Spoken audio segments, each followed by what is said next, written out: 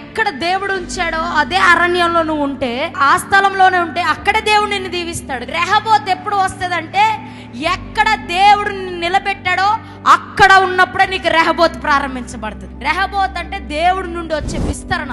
ఈ విస్తరణ ఎప్పుడు ప్రారంభమవుతుంది?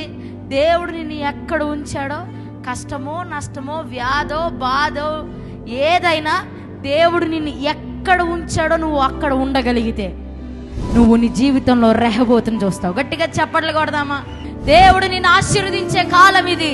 దేవుడు ఆశీర్వదించాలంటే నువ్వేం చేయాలి? ఎక్కడ దేవుడు నిన్ను ఉండమన్నాడు అక్కడే ఉండాలి. ఎందుకు అద్భుతాలు జరగట్లే? ఎందుకు మా జీవితం ఇలాగా ఉంది? ఎందుకు ఈ పోరాటం? ఎందుకు ఈ కష్టం? అంటే చెప్తున్నాను కదా, అక్కడ ఒక కాలు ఇక్కడ ఒక కాలు వేసేవాళ్ళు ఉన్నారు.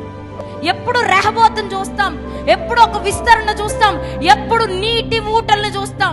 శత్రువులు మూసివేసిన ఆ నీటి బావులను ఎప్పుడు చూడగలమంటే, దేవుడు ఎక్కడ ఉన్నామన్నాడో అక్కడ ఉంటేనే ఆ నీటి ఊటలను చూడగలం. ఆ ఉండే వాళ్ళకే ఆ బ్లెస్సింగ్స్, ఆ మిరాకిల్స్, ఆ విడుదల, ఆ బ్రేక్ త్రూ కనిపిస్తుంది. ఆమేన్, హల్లెలూయా.